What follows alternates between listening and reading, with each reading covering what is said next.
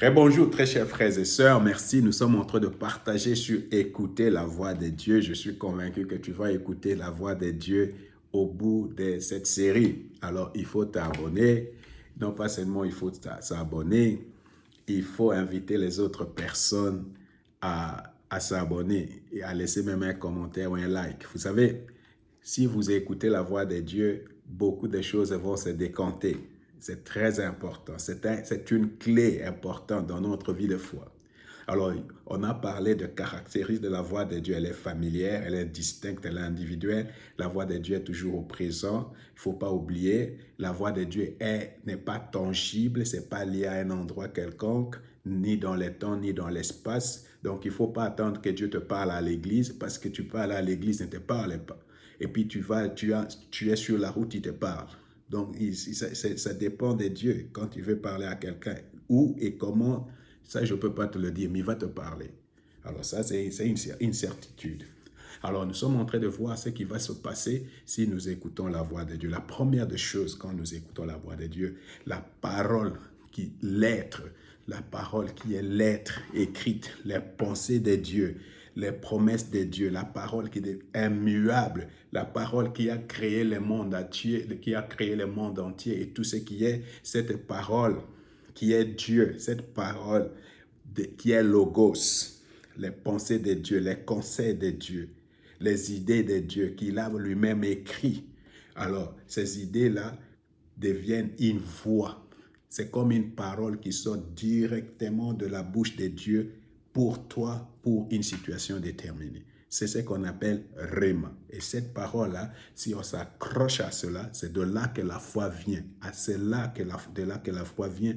La foi vient de ce que l'on attend, et ce que l'on attend vient de la parole de Dieu. C'est seulement à ce moment-là que la parole écrite devient la parole parlée, que la parole écrite, les lettres deviennent vivantes. Ça fait comme si ça bouge. Alors ça, tu dois faire tes expériences personnelles. Maintenant, il faut savoir que les gens qui écoutent la voix de Dieu ont un style de vie différent que les gens, que tout le monde. Les gens qui écoutent la voix de Dieu, c'est très difficile que tu les comprennes. Ils mènent une vie distincte des autres personnes.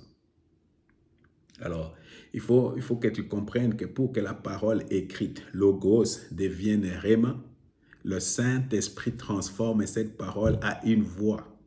Le Saint-Esprit prend la parole, transforme cela et cela devient une voix. Alors, c'est le Saint-Esprit qui nous donne une parole inspirée, un rhéma dans une situation bien déterminée.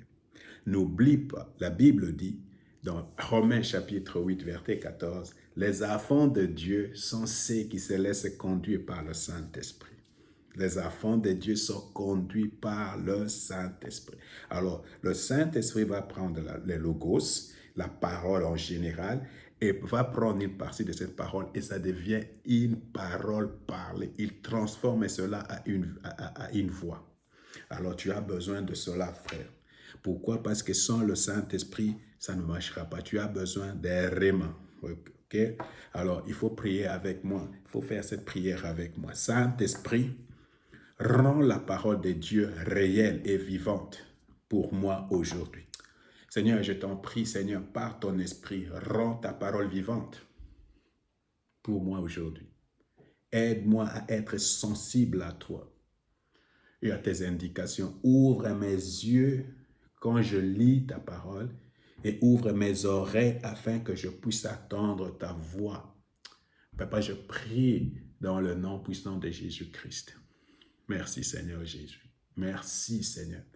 Rends mon cœur sensible à ta parole, Seigneur. Rends mon cœur pas sensible à ta parole. Ouvre mes yeux. Ouvre mes yeux. Ouvre mon cœur, Seigneur. Erleuchtet Augen des Herzens, damit ich erkenne, welche Hoffnung ich habe in dir. Vater, ich danke dir dafür.